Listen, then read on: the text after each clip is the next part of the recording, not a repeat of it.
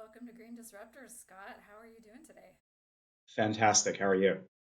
I'm doing okay. I actually have a big headache today, but I Yeah, shouldn't that's even not tell good. you that. But it's the weekend, so it's a solvable problem. So tell us where you are first of all. I'm in my office in San Jose, California right now. I live in San Silicon Jose. Valley.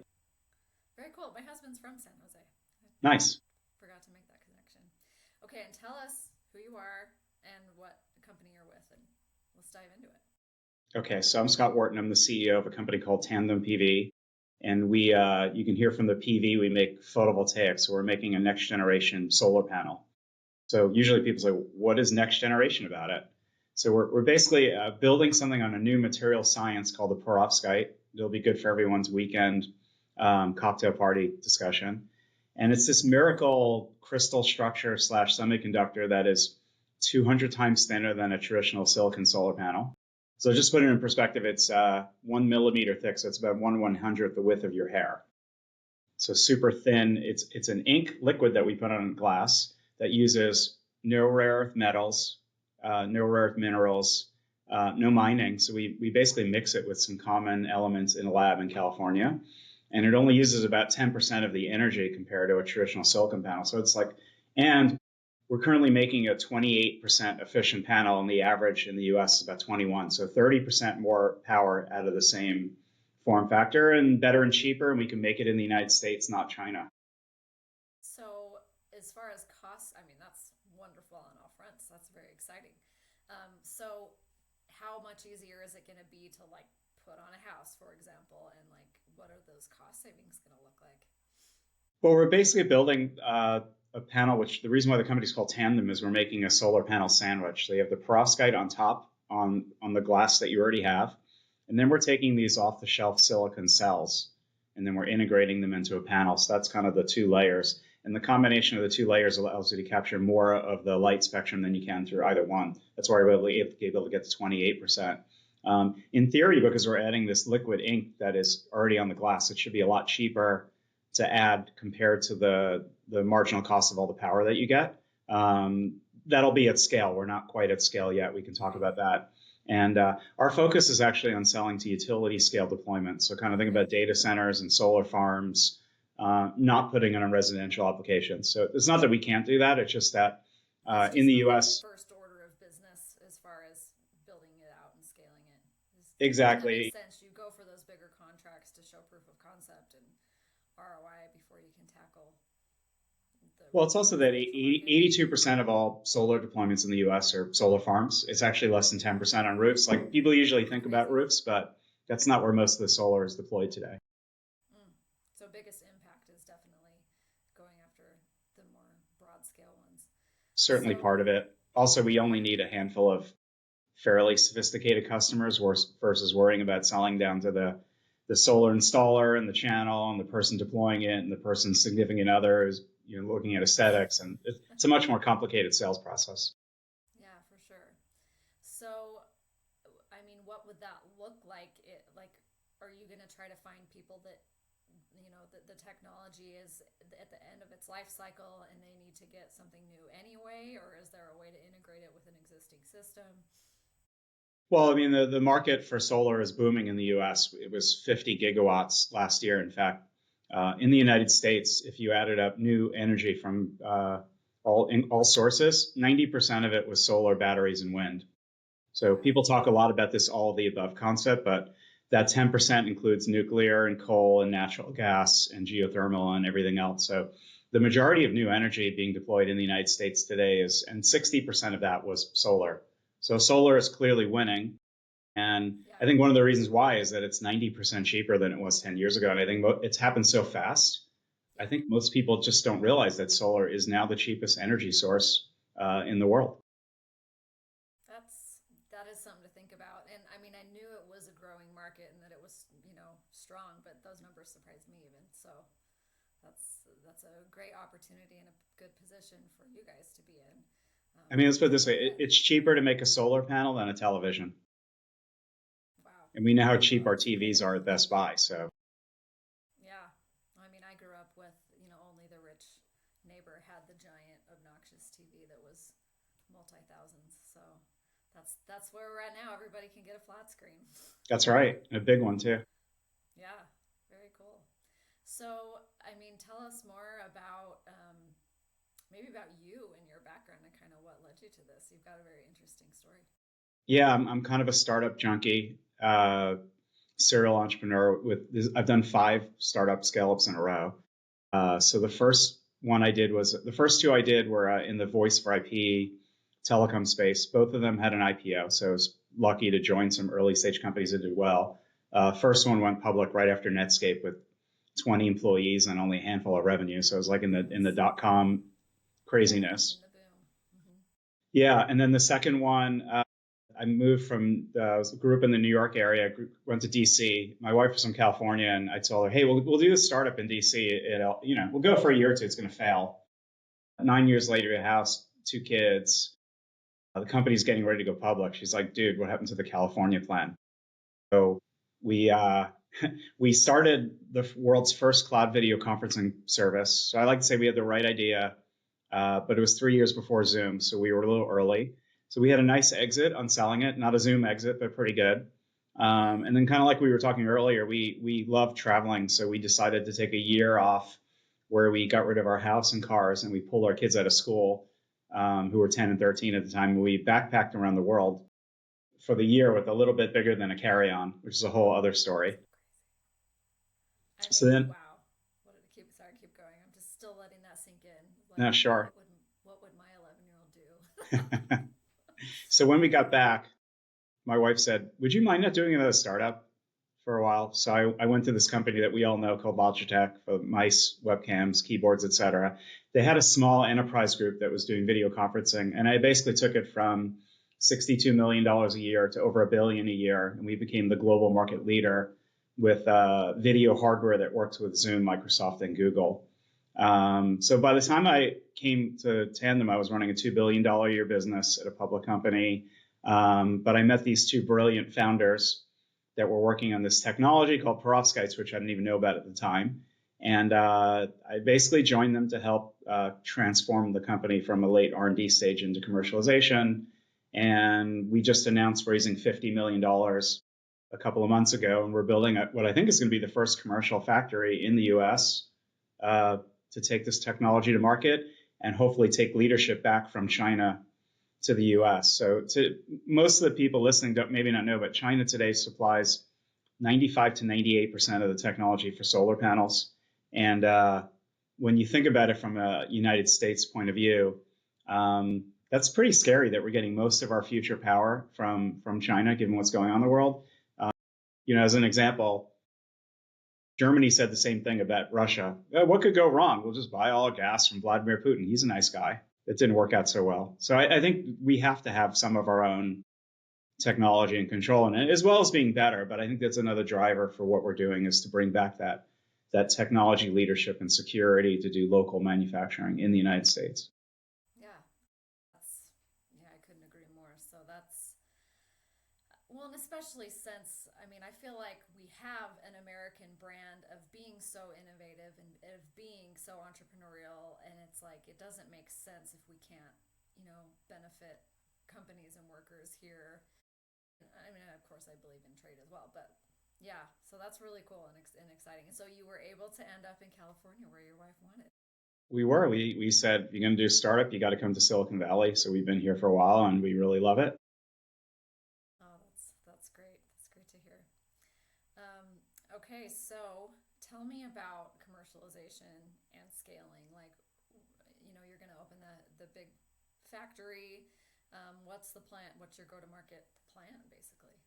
Yeah. So today, from an R&D point of view, we make about 150 units a week, mini solar panels that are about the size of a tablet. So they have all the attributes of a bigger panel. They're just smaller. And one of the main reasons why you can't build anything bigger is you need these big tools that are very expensive to bake something bigger. I give the analogy of, if you want to make a pizza and you want to make one pizza at home, you can stick it in your oven. You want to make 10,000 pizzas. It's the same pizza. You just need a much bigger oven and processes. So that's what we're doing. We raise the money to buy these tools, move into a bigger factory. And the idea is to go from building the things about the size of a tablet to the size of a door, which is roughly the standard size for a solar panel. Mm-hmm. So I'm still wrapping my head around the technology and how it works. Like we're work. Is it gonna end up being a smaller footprint, or is it just that one inky piece that's smaller? Yeah, so part of our value proposition is because the cost of the panels have come down so much, like I said, 90% in 10 years. The industry, I think, is obsessed over the cost of the panel has been the gating factor. But today, only 20% of the cost of a deployment for utility scale is the panel. And in fact, in residential, it's like 10%. Most of the other costs for utility scale deployment are the land, labor, the balance of systems around it, maybe even the construction loan Yeah. and the interest rate. So part of what we're doing is taking a panel and by making it 30% denser and more power, you save on those other things that matter. So we can actually charge a premium if we wanted to and still be cheaper overall. And I think everyone listening knows that labor and land are only going in one direction. They're going up. And the cost of technology continues to go down. So over time, more and more of the cost of a solar deployment is actually going to be in those other factors. So we're trying to Yeah, that makes sense. affect those factors where most of the cost is now. Yeah. So yeah, thanks for explaining that. Um, so you're going to be able to produce these bigger panels. How are you going after the right people in the space? Like, what's the kind of the marketing tactic there? Well, I mean, for the utility scale deployment, there are these companies called independent power producers. So we don't sell directly to like a PG&E or Con Ed or others. They typically buy from people that generate power. And like most things in life, it's Pareto. It's an 80-20 rule. So, 80 to 90% of the power generated is done by, let's say, 20 companies in Yeah. the US, maybe 20%. So they're pretty well known, and we're just selling to them directly and explaining our value prop. And the reaction with them has been pretty positive. It's pretty much like, hey, if you could build this thing and it's really that good and it's made in the US, why wouldn't we buy it? So I think a lot of them are excited about what we're doing and waiting for us to deliver some products sometime next year. Yeah, exciting. So is there going to be, do you think there's going to be a gap as far as education goes? Like, is it pretty easy for people to grasp what the differences are here, or um, what's that education process? Well, I mean, with any technology, there's always like deeper things that you can go into. But fundamentally, when you look at what we're doing, I like to say we're building a drop-in replacement or a better mousetrap. So everything we're trying to do is make it look and feel exactly like a current panel, in size and scope and the same way to install it. It just got 30% more power and density, which just makes it a better product. And there's no Yeah. risk on needing electricity. I think we need a lot of it for AI and electric cars, et cetera. And there's no risk in solar anymore. I just told you it's Yeah. 90%. In So fact, in January and February this year, 98% of all new power in the United States was solar and wind, if you let that sink in. So even with all the rhetoric happening in the world and with the current administration, it's not, people still want cheap, reliable power. yeah. And that's why solar and wind are winning. It's not the green part of it is nice, but it's Yeah. winning fundamentally on economics and availability. Mm-hmm.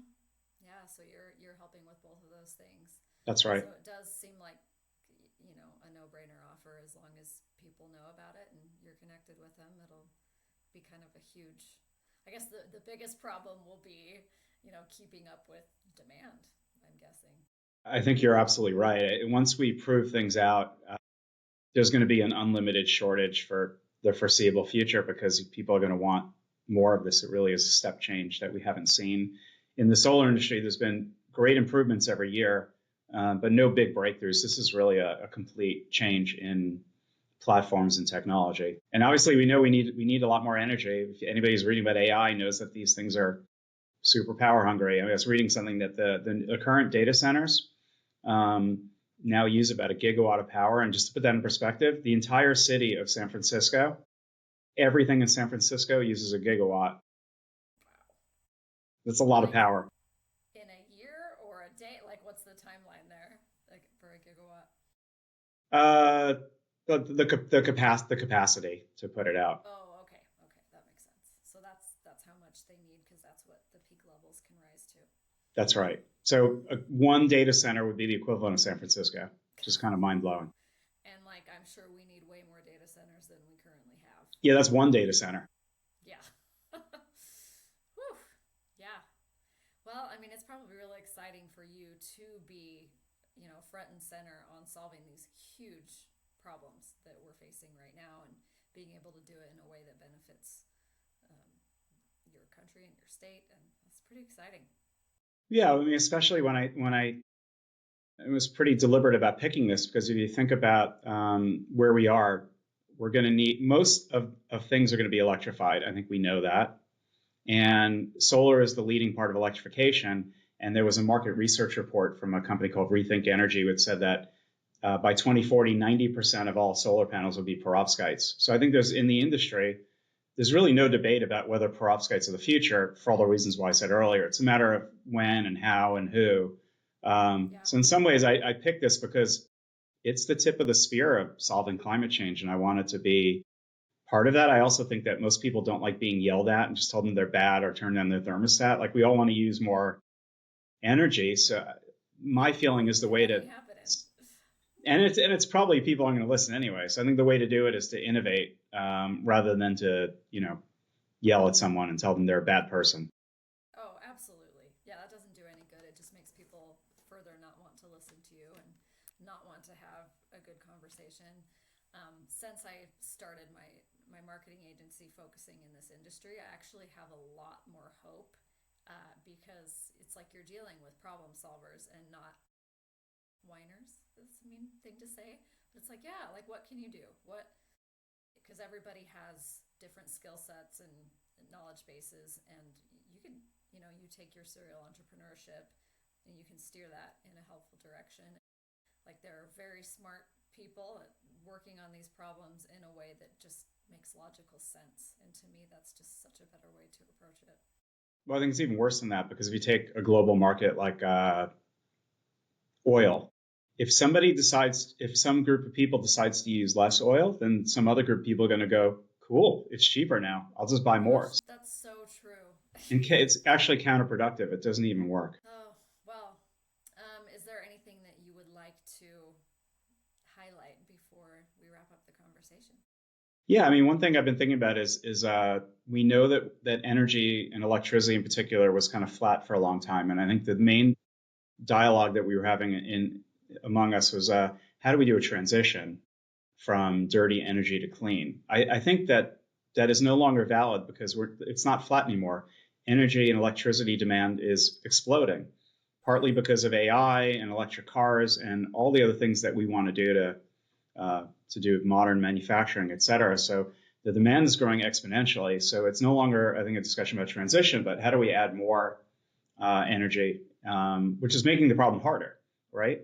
So when you think about that, a lot of when people read in the popular press, they go, oh, well, solar is too expensive, which I think I've already debunked that myth. Yes, then they go, oh, well, we're going to solve it through nuclear or gas or coal or some of these other things. Well, if I walk through all these things, I want to show you how that's not going to happen. So let's go through a few of them. So nuclear fission. It's really, really expensive. I don't have a problem with nuclear other than it's like 5 times the cost of solar. So, and it takes 5 or 10 years to build a nuclear plant. So I think the likelihood of fission happening is very, very low. People will say, well, that's a regulatory problem. Even in China, they're decreasing their amount of nuclear they're deploying because solar is just cheaper. In fact, China, just to give you a couple of stats on that, China deployed 300 gigawatts of solar in 2024. That's more solar energy than the United States has deployed in the last 68 years since it was invented. Whoa. So that's stat number one. Stat number two is their nuclear, they're still deploying it, but it went from 1.7% of their energy to 1.3. So it's disappearing, not because they have a regulatory problem. I think we all know that it just doesn't pencil out. So they're deploying solar because it's cheaper. Fusion is exciting, but it doesn't work yet. And when it comes out, I don't know if you've seen the pictures of this stuff, it's going to be really, really expensive. So it's not a viable solution anytime in the near future. Coal, you can't finance it anymore because no one believes that a coal plant will be around for 30 years. So it's unfundable. And it's more expensive than solar, but it's also unfundable. Natural gas is a great bridge fuel and solution. Here's the problem with that. There's a 4 to 5 year backlog now on ordering a gas turbine. in the United Wow. States. And then once you get it, then it takes a year to install it and a year to permit it. We're talking like 2032. You think OpenAI or Microsoft or any of these companies can wait till They 2032 to cannot power? have that kind of time. Nope. So the only thing you can really get that exists are solar and batteries and a little bit of wind. So even if you take the religion out of it, if you want to just talk about what's available, all those other solutions that people talk about, that they're uninformed. They don't know. You just can't get them. They're not available. So if we need to power our AI revolution, which I don't think there's anybody listening to this that says we can wait on that, No. there's a We solution that's already readily available. And in fact, it's really only solar and batteries. The good thing they exist. They're easy to scale. And we're hoping to make it, better and cheaper. And we know that batteries are getting cheaper and longer duration all the time. Yeah. That was really valuable. I'm glad that you knew to do the debunking. That would have been a great question for me to ask. So thank you. Yeah, I love that though, because that, again, take the emotion or the religion or the politics out of it. It's the most logical decision and the easiest to scale. And so here we go. Here we go. Yeah. Well, thank you so much. This has been so fun. I can tell you're a high energy, passionate person. So I'm glad you're steering the ship. Thanks very much. Really enjoyed the conversation. Yeah, it was fun. Thank you so much. Okay.